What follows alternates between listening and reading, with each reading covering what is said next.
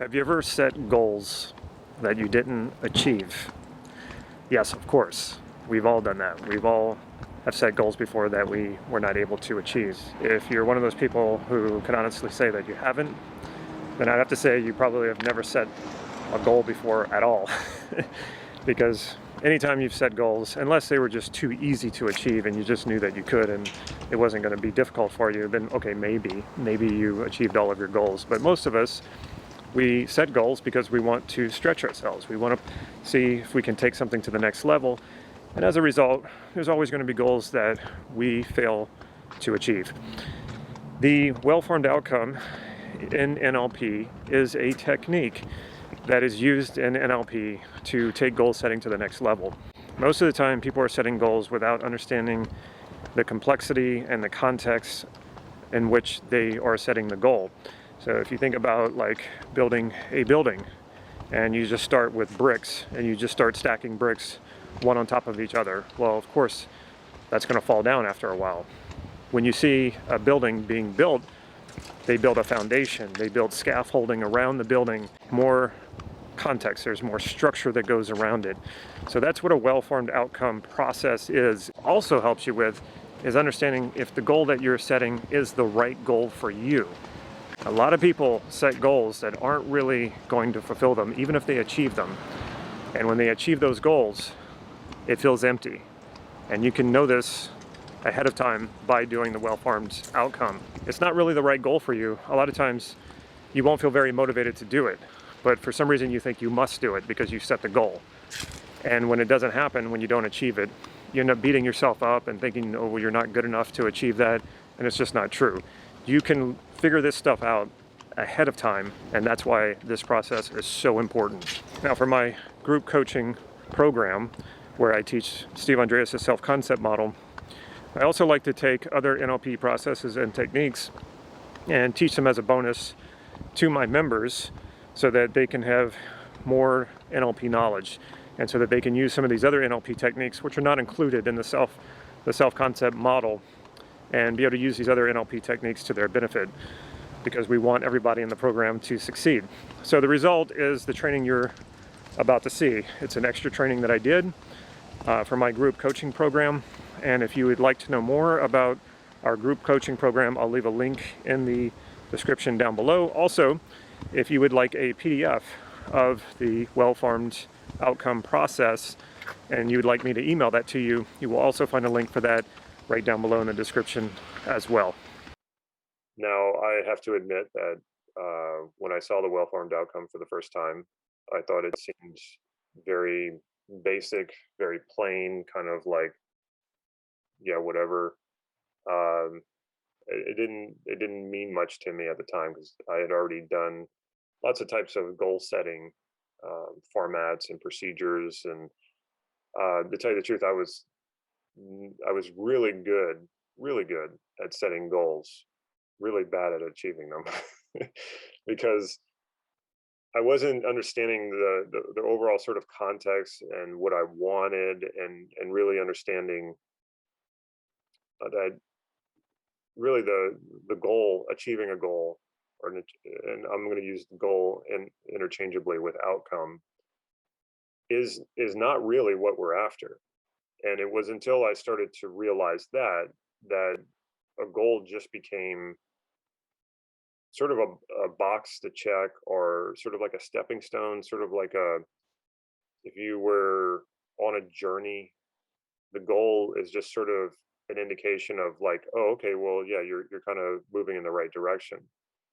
But I want to give you permission right now to quit your goals and quit your outcomes if they are not in alignment with who you are, if they're not fulfilling you. And I think this is the one of the biggest mistakes that people make is they become beholden to the goal and they forget about living, and they forget about this is you being happy and fulfilled and doing something, making your life better. And if you ever want a tremendous example of people who are living that way, just go to Los Angeles. I lived there for 5 years. I was one of those people, and like everybody is they are wrapping their life around this idea about, being rich and famous and an actor or an actress, a movie star, a director or screenwriter. And it's not to say that any of those pursuits are not good or anything, not at all. It's to say that, like, if this is lining up with, being acting, if that's lining up with you being happy and you really enjoy that, good luck to you. I never enjoyed it. But if that's really working for you, then sure, you'd want to do this for a living, and so it would make sense for you to really line things up in your life so that you can achieve that. Um, but a lot of us, especially when we're very young, we have no real life experience to really know what it is that we want. I'm always fascinated when people discover this very early in life, what they really want to do, because it took me into my 30s to figure it out. So setting a goal, setting an outcome is an experiment, and that's how we should treat it. And that experiment might not go the way that you think it does. What I tell people is to think of the endeavors in your life like a science experiment. You have this idea in the back of your head. Maybe I could write a book. Maybe I could start a YouTube channel. Um, Maybe I could run a marathon. Whatever it might be, and you're going to go test that out. Is this something I really want to do? Whether or not you achieve it doesn't really make you worthy, more worthy, or if you fail at it, unworthy. We want to really step outside of that, because what happens is a lot of people set a goal. They have no context for it, really. They don't understand, like, is this really something that is meaningful to them, or is this something that really works for them or fulfills them? But they just have this idea, and they're like, well, if I go do that, then I'll be somebody, or it'll make me feel more worthy. And so you go chasing it, and if you don't really understand what we're going to go through in the well-formed outcome about yourself, you may achieve it, and it feels good because you achieved something that you went after. That always feels good, but it's really momentary. You wonder, like, okay, that an hour later, I'm kind of like, okay, what now? And then you have to go chasing another goal, right? That's because you don't know what else to do. This lasted about an hour. Okay, I was kind of fulfilled. Well, if I do nothing, then I feel empty. So the only thing I need to go set another one of those outcomes and go chasing that again, because that gives me some sense of meaning, that I'm pursuing something, that I'm doing something. And so you sacrifice, you set aside the things that you really want to do because you're chasing this goal, and you do that for about a year, another 2 years, only to achieve it, only to experience about another hour of, whatever happiness or around achieving something, and again it disappears, and you go, what am I going to do? Set another goal, repeat the process. So you end up spending most of your life chasing goals and never really enjoying it. And that's where I found myself at. First, I was not achieving them. And when that happened, when I wasn't achieving my goals, I just felt bad about myself and said, well, I guess I'm not good enough. That doesn't make me feel good. That's going to make you feel unfulfilled. So that might lead you to never, ever setting goals again or setting outcomes again. And that's not going to be good either, because we do need to set outcomes. And then the other extreme, well, especially once I started learning NLP, I was able to achieve more goals. But when I was achieving them, I was like, well, this isn't really doing it for me. So I went back to the well-formed outcome. And there's a particular part in it where they do deal with values. I don't think they put enough emphasis on values in the well-formed outcome. And I was like, suddenly the well-formed outcome had a whole new meaning for me. I understood it in a completely different way than the first time that I went through it. And it was like, oh wow, okay, I could not appreciate it the first few times that I came across the well-formed outcome, to the point where I didn't really use it after a while. I was like, okay, yeah, I did that thing, and then I moved on. I went on to the next training or the next NLP technique. But now I have a much greater appreciation for the well-formed outcome, and I have a much greater appreciation for its simplicity. And its simplicity is deceptive.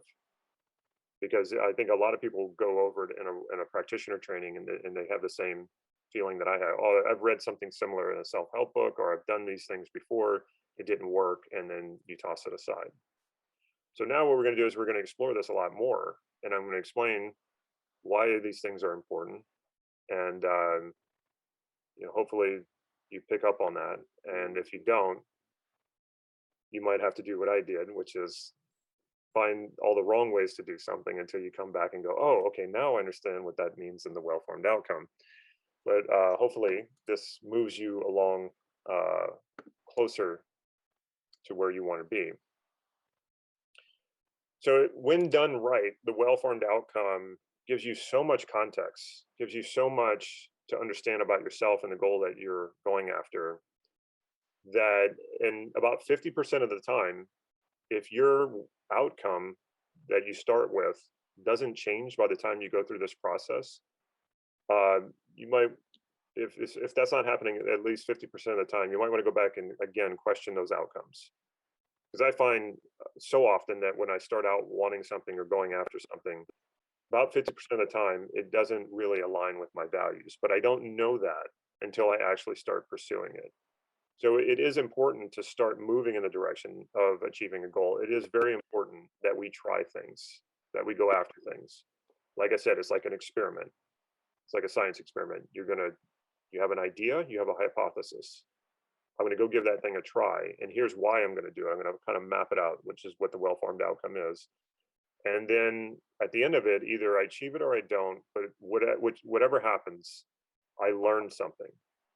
I'm a little closer to understanding, or maybe a lot closer to understanding, what will do it for me, which goals are the right goals for me, which outcomes are the right outcomes for me. And so you can't lose, right? When you do a science experiment, you can't lose because you're going to learn something. It's either going to work or it's not going to work. So for the majority of my life, I found a lot of things that didn't work for me. I did a lot of, I set a lot of the bad goals, or a lot of the goals that weren't going to do it for me, and failed at them, and some I achieved. But no matter what I learned, what does it for me and what doesn't do it for me. And that's a very important thing to learn, because a lot of people don't ever do that. They just kind of sit inside their heads and think, well, I could be this and I could be that, or I could try this and I could try that, but they never do it. But that's not you. You're going to go out and try these things, and you're going to find, okay, does this do it? Does this not do it for me? And you're going to learn a little bit about yourself every single time. And that is one of the important, probably the main thing, the main reason why you should set goals and you should set outcomes. Okay, so some of this you've heard me say a lot, and that's good. So it will be familiar to you. And some of it might sound very basic, but I think you'd be surprised, especially if you're a coach, you probably won't be surprised how many people don't actually know what they want, even when they come to you for coaching. A lot of times they're focused on what they don't want, is what I mean by that. I've had to spend almost entire sessions with people just getting them to state in the positive what it is they want, because all they keep telling me is everything that they don't want.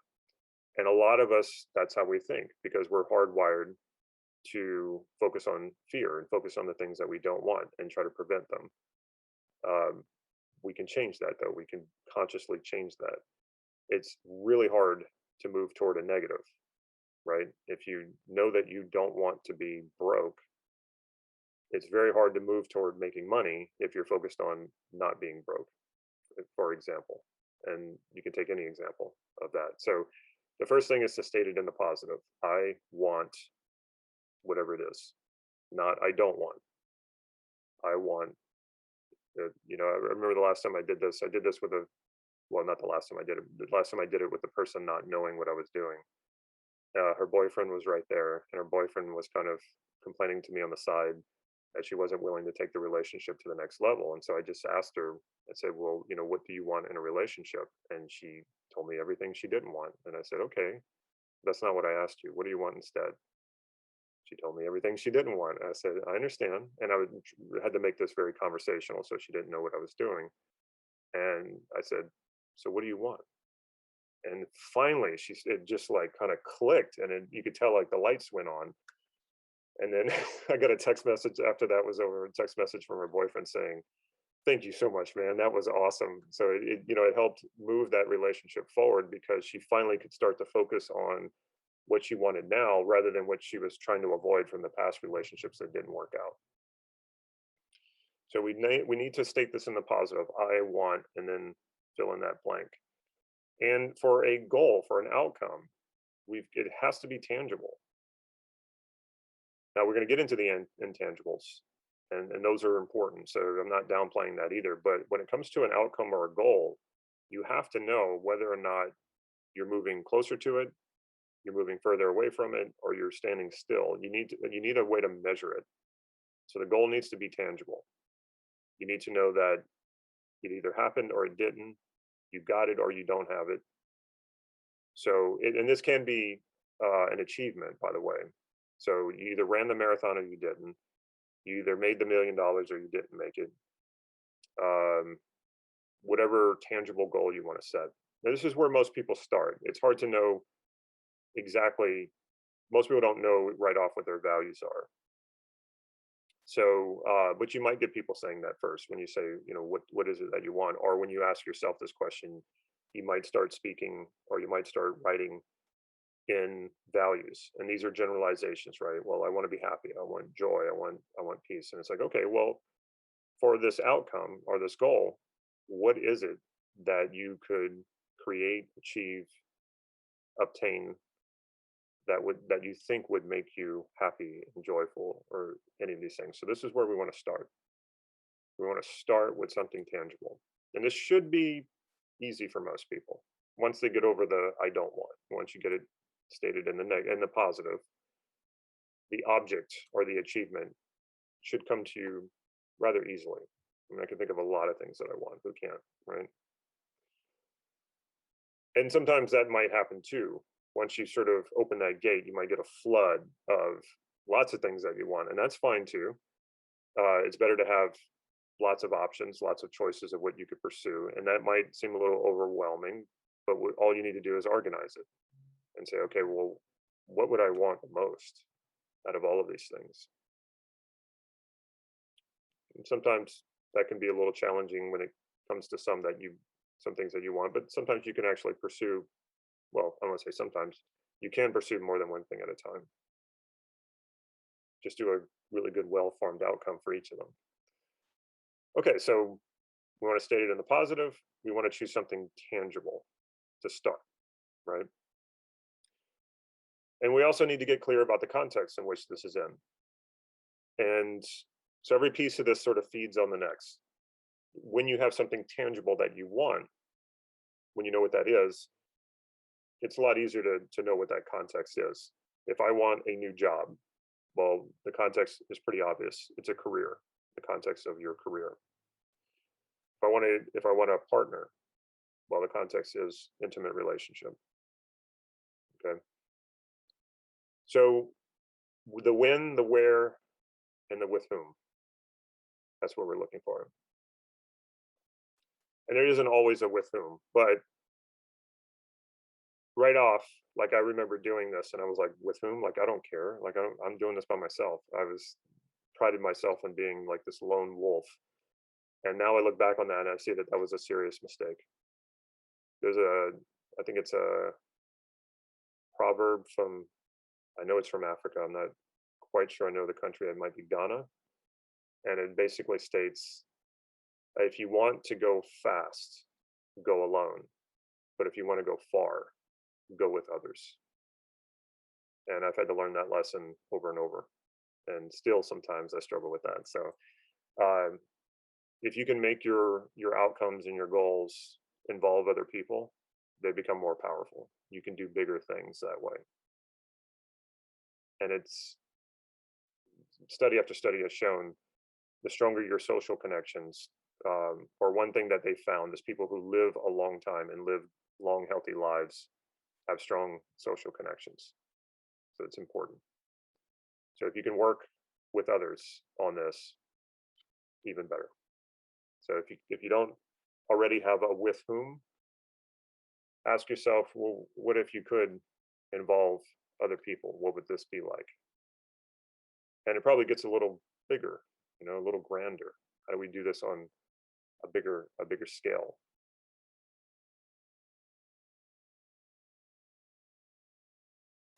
So you want to write down, well, what is this context in which you want to achieve this? Very important. And relationships with others is definitely a context. And then we get to the part that I love the most. We can call them intentions, we can call them values, or we can call them meta outcomes. I like values. Uh, Sometimes in an NLP training, they would do this separately because in a well-formed outcome, a lot of times they would just ask the question once and say, okay, well, let's take your goal. You know what your context is. What would having this goal do for you? And they just do that once in a well-formed outcome. I think I mentioned this already, but I'll mention again. Depending on what institute you go to or where you can Google well-formed outcomes, it's all going to be a little bit different. There's going to be 80% similar, but everybody does it a little bit differently. So the PDF that you have is sort of my version of it, the way that I like to go about it and the way that I like to think about it. But if you go to another institute or another teacher, you're likely to find this to be a little bit different. And in pretty much all of the ones that I've done, they would only ask that question once, and that's your meta outcome. And then they would stop there. And the times that I've learned values elicitation, I've always found that to be so incredibly powerful. What was interesting though is they never seem to take it to the next level. They never seem to like, okay, well, once you know these values, now what? I remember I would elicit my values and I would be like, wow, I feel extremely motivated, but I don't know what to do with this. It was just kind of okay. And whenever I brought Mark Andreas to Santa Cruz to teach core transformation, that was the first time where I saw values elicitation done in the greater context of a model. And I was blown away. I was like, wow, okay. I knew that values elicitation was powerful, but I never really found a place to put it. And Connie Ray Andreas just nailed it with this process and with this model. And it fits so well. I mean, it just guides the whole process and the whole model and the person, where they're wanting to go to those core values. And that's when I thought I can use this. I can take this and apply it to the self-concept model. Because one of the things I felt was lacking in the self-concept model, or the way that Steve was teaching it and the way that it's in the book, was, and Steve even says it, he says, like, I just assume you already know what your values are. And I was like, I've been doing this for a long time and I don't really feel like I know it that well. I don't feel like I know my values well enough. And when I coach people, that's one of the biggest things. They just are not clear about their values. They're not clear about what they want. They're not clear about that hierarchy of what they want. And when you can just get that down, that's half the battle right there. Just having that clarity. Because when you have that clarity, you don't need motivation. It's there. It's like, boom, that's the thing that I want. And it's attached to this outcome. So there's no stopping me. So I recommend doing a full-on values elicitation on any outcome that you want. And this is usually where you start to go, okay, you know what? I don't think that outcome's going to do it for me. Here's my values. This is what's really important. Achieving that outcome is not nearly as important as fulfilling these values. Because that's it. That's what it is. You don't go after outcomes just for the sake of the outcome. You don't go after the goals for the sake of the goals. If you do, then you're likely to have that experience of achieving something and it feeling really empty. And you're wondering, okay, why did this celebration or this good feeling only last an hour or two? It's because you weren't clear about what your values were, and that this goal wasn't really serving that value or values. And in some cases, maybe it did, but your emphasis was on the achievement of the goal, the arrival, not in the process of it. So what is the point if you spend the majority of your life chasing a goal for that hour or two of joy or fulfillment, and for it to be so fleeting? then you spend an entire lifetime chasing and not being fulfilled just for those little moments of that. That's not worth it. It's not worth it at all. And the more you do this with different goals and different outcomes, the more you elicit these values from these different goals and these different outcomes, the more you will start to see the overlap in your life of those values and what's really driving you, what really motivates you. And it really just starts to become full circle. And it doesn't feel like, I know a lot of people feel this way because I coach a lot of people, that they're sort of torn in different directions of what it is that they want. The more you understand your values, the more you won't have that feeling, the more it will sort of solidify and integrate together. And you'll become more unified in what it is that you want.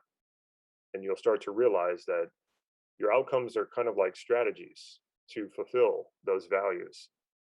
And if they're going off in all different directions, it's usually because they're not really aligning to your core values. So again, I cannot emphasize enough how important knowing your values are around everything you want. So we're not going to go through a full values elicitation. I think we either did a training on that already, or we do a training in the self concept program. And I think we did do one of these just on values elicitation, if I remember correctly. I've done so much on values, I kind of forget when and where I've done it. And this is a practice that I still do. I mean, if you ask me, do I still do this? Yes. And I've been doing it for almost 10 years, where every few months I will sit down and do a values elicitation. Do my values change? Is that why? Do I need to do this over and over so that I can discover new values? Not at all. The same ones keep coming up. What I understand, though, is I become more and more clear about what those values really mean to me. And that never ends, because as long as you're alive and you're doing things and you're engaged, especially engaged by aligning with your values, you're getting new information all the time. And so after 3 months of doing that, you're going to have new information to match up and say, okay, how well did this work? Did this really align with my values? Did this really engage me? Did this really fulfill me? Because that feeling of fulfillment only happens when you are, in fact, fulfilling your values. And this is where unlimited motivation comes from. This is where they say it's not about the destination, it's the journey. It's about the journey, not the destination. And the reason that feels that way is because when you're aligned, when your actions and your behavior align with your values, you feel good about yourself. You feel, that's when your self-esteem goes up. That's when your confidence goes up. That's when your well-being goes up. So if you're going after something and you're not feeling very motivated about it, or you're not feeling very fulfilled by it, it could be because you're too focused on the outcome. That's possible. And not focused enough on your values. Or it could just be that this thing does not align with your values. This is not something that does it for you. All right, Henning, you have a question? Yeah, how do you deal with this element of your brain automatically going to values that you have identified previously? Does it make sense, the question? Can you give me an example? Example is that I define an outcome that I want, and the values behind it might be kindness, achievement, passion, for argument's sake. Now I do this, 3 months later I do it again, same goal, and I come back and my brain remembers kindness, passion, achievement, or whatever I just said. So rather than really like getting like an objective, is that really the thing, as opposed to remembering 3 months ago I said X, Y. How is that something that you've experienced, and if so, how do you deal with that? Sure, but what you're not really,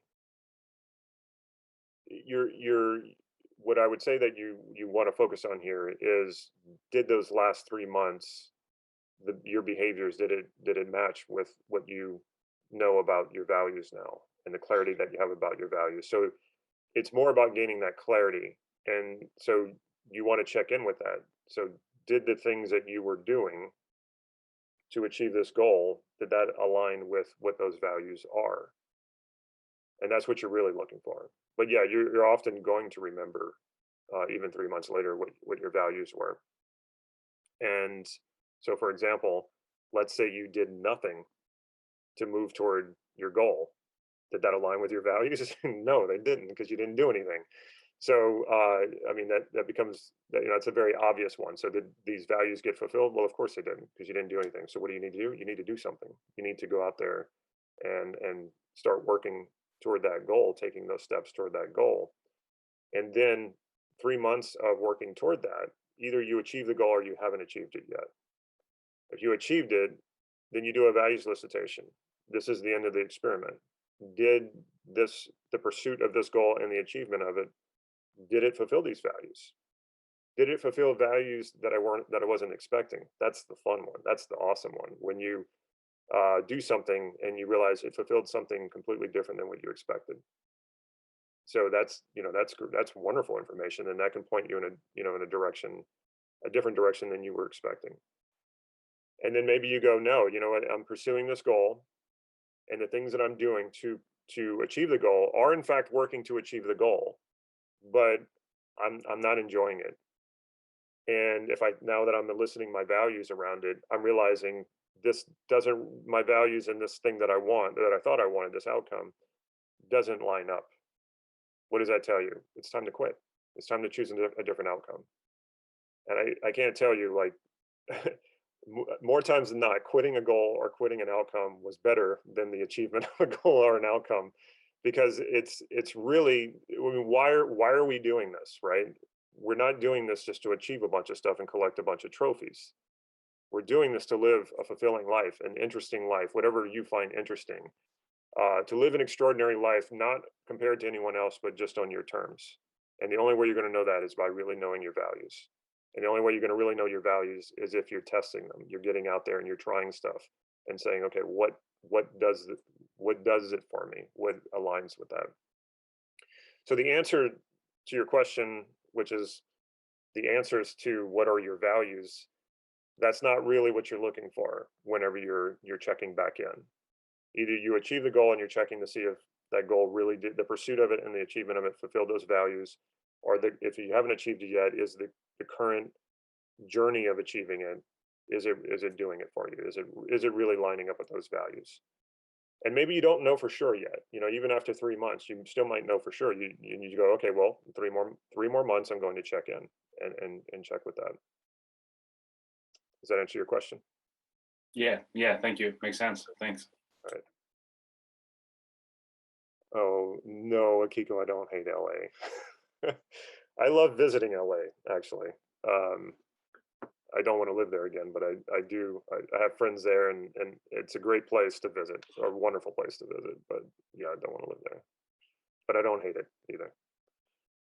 Let's see. Angelica says, have you quit your strategy in the middle of 3 months, or do you go through? I have quit strategy. So we're going to talk a little bit more about the difference between an outcome and a strategy, but I've quit them all. I've quit strategies. You want to quit strategies if they're not working. But what happens a lot of times is people don't understand what you understand now, and what you're going to understand the more you do this. When you don't do a well-formed outcome, when you don't know what your values are, when you don't understand the greater context of what you're pursuing, most of the time, all you have is the goal and the strategy, and that's all you're focused on. And people fall in love with their strategies.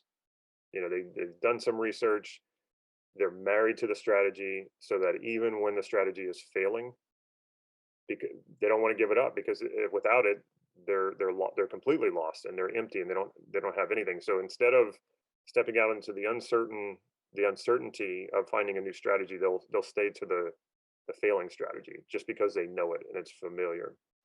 And you do not want to do that, because then you don't get what you want. You're working with a failing strategy. So quitting strategies all the time, more so than even the goals themselves. Let's see. When no action taken towards the goal is a higher value, trumping the elicited values, or is it more about resistance, or was that? It's a good question. Yeah, well, you'd have to check that in. Check in with that. Did you not take any steps to achieve the outcome? And if so, what is that? There's a positive intent in there somewhere, and it's typically the result of resistance, and all resistance originates with a positive intent, just like all behavior originates as a positive intent. Another word for positive intent is value. So yeah, a lot of times you're dealing with resistance, and you need to do a parts integration to integrate that value into what it is you're wanting to accomplish. And oftentimes that changes the goal as well. So many people don't really understand their goals or their outcomes before they start pursuing them. And that's most often why they fail. And also most often why their goals, even when they achieve them, don't fulfill them. Let's see. You're having a San Diego versus LA discussion. What if your goal or profession involves years of educating training before you can really test out of what it's really like? Yeah, that can be a tough one. But again, you have the clues. If you're training for something, what you're training to do, I would have to assume is very similar to what you would actually be doing. Otherwise, why would you be doing that particular training? So that training should give you clues about it. I can use an example. So I'm a blue belt in Brazilian Jiu-Jitsu. I probably will get my purple belt in a year or so. Right now, I'm enjoying it, but I'm still about 7 years away from being a black belt. When I get to be a black belt, will I be fulfilled? Well, if I'm not fulfilled now, and I'm putting off that fulfillment and for another 7 years until they put a black belt around me to figure that out, chances are I will not be fulfilled at all when they put that black belt around me. So it's every step of the way. Right now, I'm enjoying it. That could change too, but right now I'm enjoying it. What is my goal? What is my outcome with it? It's not really to get a black belt. My outcome with it is I enjoy doing it. I like the community, and I like being challenged. And it's good for me. So it checks a lot of boxes for me. But I actually don't have a specific outcome for it other than to just go out and have a good time and be healthy. So, but yeah, you should know it if you're training for something. If you're not enjoying the training, chances are you're not going to enjoy it when you get there. Okay, so let me. Oh wow, Alani says I loved law school but hated being a lawyer. Well, there are many different types of lawyers, and if you loved law school, my guess would be that you would probably love legal research, which is absolutely necessary as a profession. So, I mean, a lot of different types of lawyers. So, I've known lawyers who like all they did was research. They never entered a courtroom. So, my recommendation there would be a little more flexible and see if there's other parts of the law that you could practice that is similar to law school. But yeah, that's one of those ones. I've known lawyers too to say this, that like law school did not prepare them at all for the real thing, that is completely different. In that case, I would say go be a paralegal or go work for a lawyer so you can get the kind of law that you want to practice ahead of time, so you can get an understanding of what it's actually like. For example, my dad is an insurance agent. Before I became an insurance agent, I had never worked as an insurance agent. It would have been a good idea to go and do that, to realize I don't like insurance. I would have never liked being an insurance agent. I could have known that ahead of time, and I could have saved a lot of time just by going working for an agent, or even working for my father. I would have caught on really quickly that this was not something that I was going to enjoy. Yes, there is a PDF for it. If you scroll up, you'll find it. All right, let's go on to the how. So what is your strategy for achieving this goal? And do you have more than one? Some outcomes that you want to achieve will require more than one strategy. You need at least one. What am I going to do to achieve this goal? And it's not a bad idea to have backup strategies. What if this one doesn't work? Here's another one. What if that one doesn't work? Well, here's another one.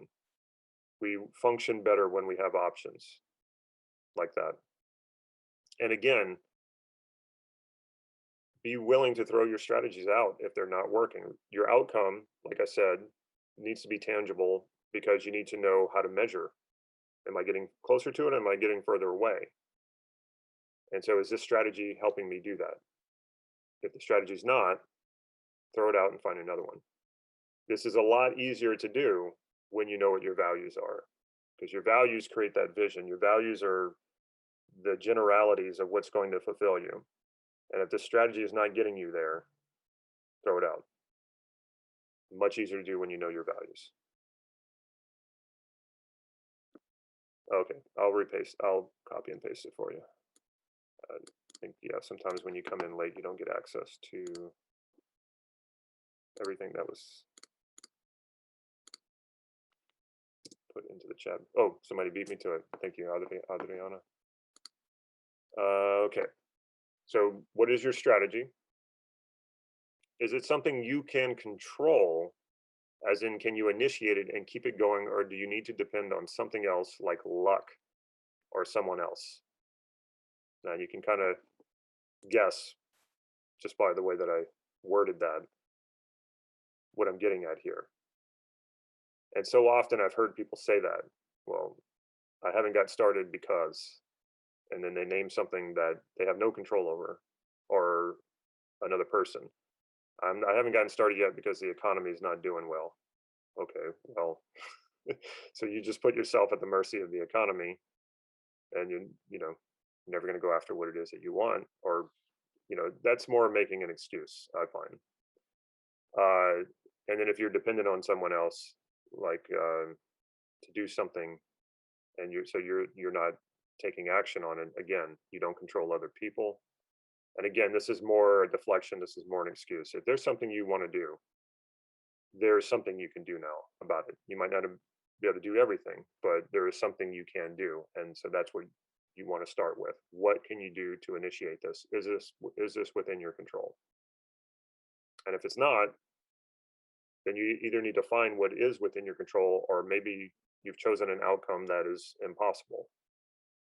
Because if you have no control in moving toward it, then how are you going to get there? So very important. What is the first step toward making this goal happen?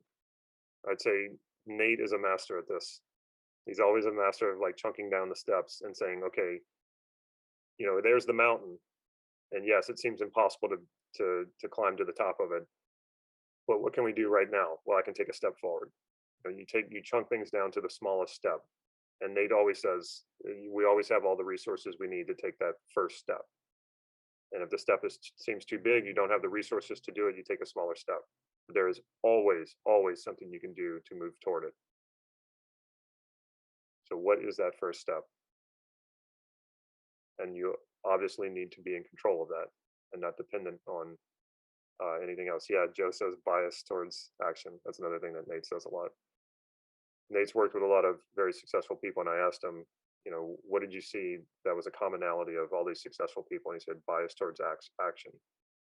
When in doubt, which is the time that most people don't take action, when they're in doubt, change that. When you're in doubt, take action. Unless it's something like super risky or dangerous. I don't recommend that. But if you're sitting in a situation where this is something you really want to do, and you're kind of going back and forth, and it's like, well, just go take an action. It'll clear this up really quick. Like, should I do A, B, or C? And you're constantly analyzing that. Therefore, you're not taking any action.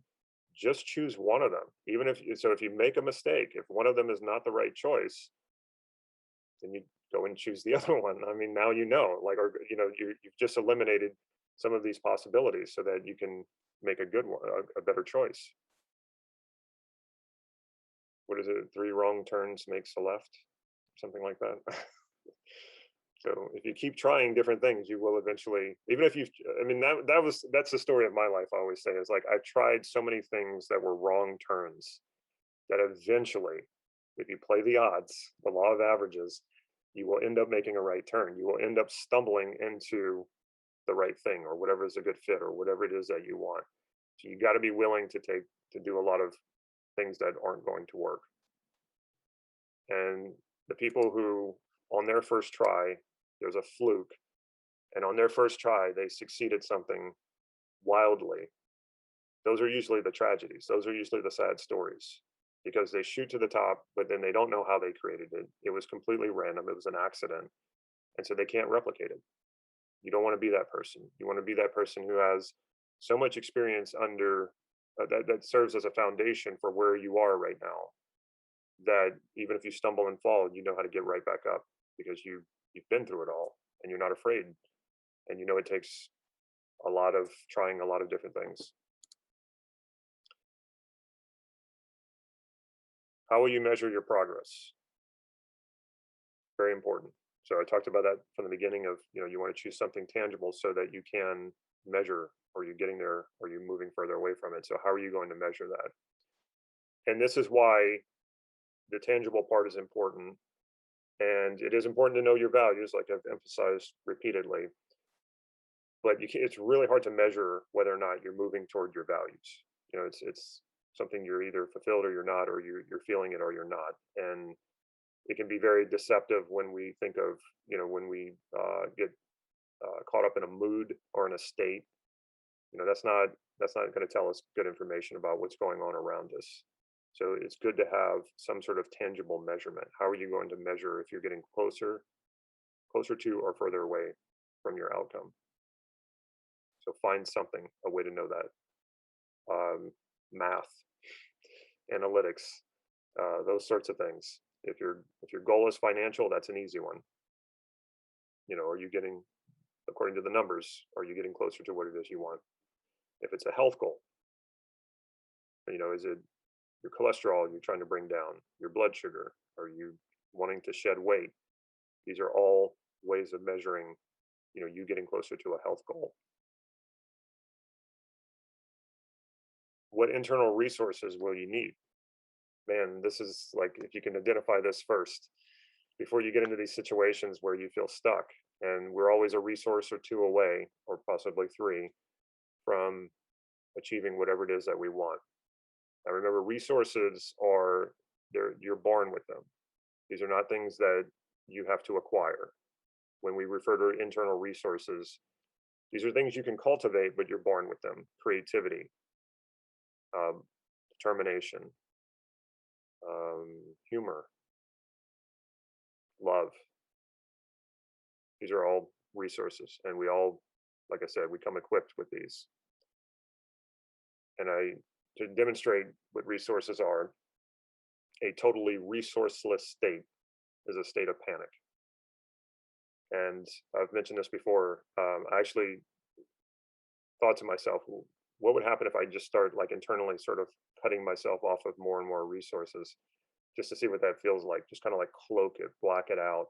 And the more I started to do that, the more I started to feel panic rise up in me. I was like, okay, better back off of that. So what comes first, the panic, which makes you lose access to your resources, or the losing access to your resources that it then induces panic? It's like the chicken or the egg kind of argument. I really don't know. But I do know that heightened states of like anger, fear will block you from your resources. You can identify what resources you need ahead of time in achieving what it is that you want.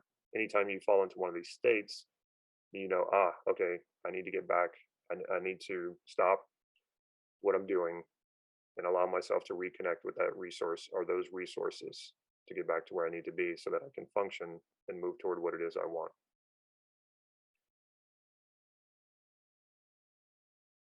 Will you need any external resources like money or someone else's expertise or knowledge?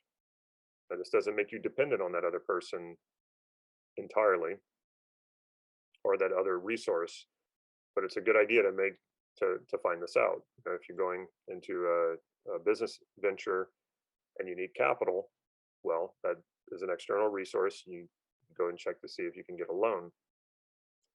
If you need a consultant, because what you're doing is something that is outside of your expertise, and you're not really interested in learning the expertise, and it's really not one of your strengths, You might need to hire a consultant for that. So these are good things to know ahead of time. Will you need to cultivate a skill to accomplish this, or do you already have the necessary skills? This is another very important one, because sometimes you will need to cultivate skill to be able to do this. When I think about having started my insurance business, which I really didn't enjoy and I didn't do well at, but what I did do is I cultivated business skill in doing that. So when I was ready to leave it behind, I felt pretty confident in my ability to start my own business. Well, I had already had my business running, but it was my insurance skills that made me confident in starting this business, which I ran them concurrently for a while, but I learned a lot from that. So that was took advantage of a skill that I already had, but sometimes we have to learn new skills. If you want to be a coach, of course, you need to learn how to coach people. Then we want to check our congruence with this. This is where the resistance possibly comes up. Do you have any internal objections or resistance to achieving this goal? And then sometimes we do. A lot of times we do. Well, if I go after this goal, then I won't have time for other things that I want to do. And that's a real thing to check in with. If I become successful at this, maybe someone won't like me or something like that. Sometimes they're very strange. Sometimes they're not logical, but they're still relevant, because if you have resistance, you will sabotage yourself. It's a resistance that doesn't get addressed, and we want to address that with the parts integration. There is a positive intent behind it. It's not something you want to just shove away or fight, because that'll just drain you and you'll be going at your outcome in a divided way, and you don't want to do that. You want to be full on 100% fully congruent with the outcome that you want. And a lot of times when you do a parts integration and you now take that positive intent, you understand it as a value, and then you incorporate it into your outcome, it changes your outcome a little bit, but for the better. So just like I was saying, what is a positive intent of any internal objection or resistance? You want to get clear about that and integrate it. How will you use that positive intent to help you achieve this goal congruently? So this is where it sort of shapes and changes your outcome. Very, very important. And then ecology is sort of like external congruence. Now, somebody mentioned to me, well, isn't congruence and ecology really the same thing? And in a sense, yeah, it is. But it's a way of dividing the two. One is more internal objections, focusing your attention there. And the ecology is more your possible external objections. One of them I came across one time was someone wanted to lose weight, but they had an internal resistance. Well, it turned out that the woman was afraid to lose weight because then men would look at her, and her husband was really possessive, and then this could create a problem in her relationship. Didn't even realize it, that this was what was holding her back. But this could be one of those things. So that's what we call ecology. This would interrupt a system that existed outside of herself that was important to her. If there are negative effects, what might you need to do differently so this doesn't happen? A lot of times our outcomes could have negative effects, and it's really a trade-off. This negative effect that I might encounter, is it worth still pursuing this outcome? An extreme way of sort of demonstrating this is, who doesn't want to win the lottery, right? But I think it's, 50% of people who win the lottery in 10 years are more broke than when before they won the lottery.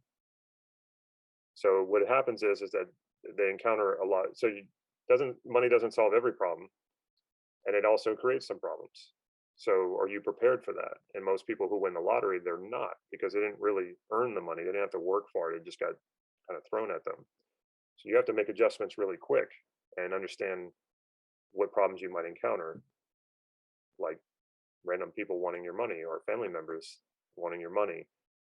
So the thing that you want, does it create any negative effects? Is it okay? Do you still want to pursue this? And how will you deal with those negative effects? You sort this out ahead of time, it makes life so much easier. And sometimes you might be able to there are things that you can do to make sure that those negative effects don't happen. How might achieving this goal affect other external systems, contexts, or relationships that are important to you? So it's a good idea to even think about relationships and contexts that don't seem related to the outcome that you want to achieve, and think about them. How are they going to be affected? Will they be affected? And sometimes this could be very surprising. You're like, wow, I would have never thought that this might affect this situation, this relationship, or this outcome. This context negatively, but now that I think about it, there could be a real problem here. I made a lot of mistakes that way. Not thinking about the possibilities of how one thing affects another, right? Butterfly effect. Okay. Let's see, I think we have some questions here.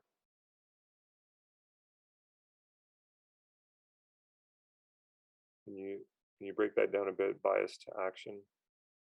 Well, that just means when you're in doubt, that would be one thing. When you're in doubt, you take action rather than not take action. Yeah, bias towards action. I'm going to take action more than I'm going to sit around just thinking about something or contemplating it. My brother used to always tell me to just say yes to all interesting opportunities, figure out how to do it later. That's not a bad thing. Jason Fladlin would say, make a choice and then make it right. So even if the choice isn't exactly a good one, then find a way to make it right. But again, that bias towards action, make the choice, go for it. Curious, is awareness a resource? It's too vague. Awareness is too vague. Awareness is, you could technically say it's a resource, but it's not going to help you very much. Awareness of what? What do you need to be aware of? Be more specific. Curious. Oh, no. Okay, I already said that. Tune up the related quality for that resource. Always, yeah. Take your resources, whatever resources are important to you, and turn them into qualities so they don't feel so random and come and go. Now you have a more a stronger foundation. Good question. Yeah. What if your goal is financial and not achieving it can cost you your needs? And wouldn't it be difficult to enjoy the process and not be attached to the outcome? Yes, and this is where we get into like the metaphysical properties of wealth and some of the paradoxes of wealth, because this is exactly where I was when I was running my insurance business. I was terrified because I had a family to support, and I was in a new town that I'd never lived in before. So I had no referral sources, I had no context, I didn't have a network, and I was failing at it miserably. And I also had some limiting beliefs about, like I believed I couldn't do something that I enjoyed doing for money. I thought that everything I did that where I actually make money would only be things that I didn't enjoy. So I was in that sort of stressed out, struggling for money state. And then when I started learning this stuff and I started realizing, that kind of scarcity mentality going into something where like I have to do this, or I have to do it, or if I fail, then that will cost me everything. That was, once I got out of that, then money became a lot easier to make. So you got to pay your bills, you got to make money, make sure you're taking care of that. But in general, I don't see a lot of people who at least have that baseline really have any goals or outcomes that they've set. It's more like they're just surviving.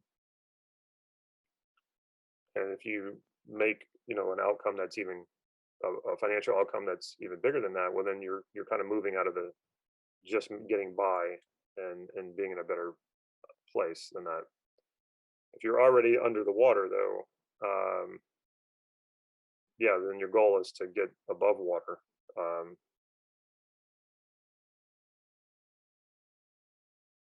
So yeah, we have to survive, and I think we're pretty well hardwired for that. Be clear about awareness about exactly what, then you can use awareness as a resource. Sure, if you find it helpful, but what I just find it's like it's too vague. It's like, okay, awareness. Okay, I got awareness. Okay, well, I have all the awareness. Well, what do I do with that? It's you have to be focused enough and specific enough about what you need to be aware of in order to do something. So for me, it's just a little too general. Or yeah, like Lonnie said, you could say, what resource do you need to be aware? Awareness about awareness ad infinitum. Can you explain a little bit more about ecology and how to work with it? Well, yeah, I mean, that becomes more of a logical, how do I make all of this work? It's less about, um, your own personal values, except for, of course, your value to not disturb something, or you don't want to do something, create something that will then limit you in some way. Ecology issues are like, okay, well, how can I go be successful in this way without harming anyone? You know, that's a good way to look at things. How do I go about this without harming any relationships? And this is also where you might encounter things like where you realize other people might be jealous of you if you do achieve things. And I've run into this a few times, and it's always the people I would like least expect. And then I have to make a choice. Do I limit my own success here for the sake of not making them feel bad, or are these just not the kind of people who are really good close friends that I should who are supportive of me doing the things that I want to do? That's the main ecology issues that I've run into, but there could be more. You know, like being successful at something, you have maybe a career job that you're working. Being successful in this other way might take you away from that career. Okay, well, now I have to make a choice. What's more important to me? Do I want to pursue my own business, or do I want to stick with this career that I've cultivated over many years? That's a choice you're going to have to make. So what do you value more? Consciousness, another word for awareness. Yeah, pretty much. Situational awareness. I don't, just, what do you need to be aware of? Just go with that. Causing envy is not really hurting someone. Yeah, I don't think of it that way. I think of anyone who wants to get in the way of what I want, as long as what I want doesn't hurt, like actually hurt people. If you're envious of me and you don't like me for it, that's not my problem, is the way that I look at it. Other people they're different though. And you know, you gotta decide for yourself how you want to deal with that. So he talks about ecology and congruence in his book. Okay, good. I think we love the word awareness. I think you do. I think that's. I mean, it's just too vague and too general. It's like, okay, what, you know, we have awareness, yes, and yes, it can be. You can consider it a resource, just like many values. You can consider values, but do they actually help you understand something that you need to understand to get to where you want to go? And just plain awareness as a resource has never really done that for me. I have to get more specific about what it is that I need in order to do it. Okay, did all of you find this helpful? This is really a discussion we can continue to have, and if you have questions, of course, you know where to find me. Discernment, decisiveness, yes, that works. Those are resources. So yeah, it's simple. The well-formed outcome is simple, but it should be, and it's so simple that it really, really works. And so I urge you to work with it, even if you don't quite get it, or even if it seems like, this is not going to work, it's a little too simple, you'd be surprised. Okay, I was really surprised when I came back to it years later and realized, wow, this is really very powerful and helps you organize this ahead of time.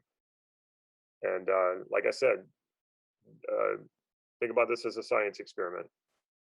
And your well-formed outcome is sort of the scientific process that you're going to use to experiment and find out what really does it for you.